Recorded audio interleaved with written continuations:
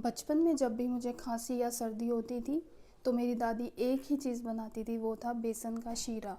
वो घी में हल्का सा बेसन भूनती थी, फिर गरम दूध मिला के थोड़ा सा शहद या देसी खंड या गुड़ जो भी मिलता था डाल देती थी। बस एक ग्लास पीते थे हम और अगले दिन बिल्कुल ठीक हो जाते थे। रात को चैन की नींद आती थी और बहुत ही गले को इससे आराम मिलता था।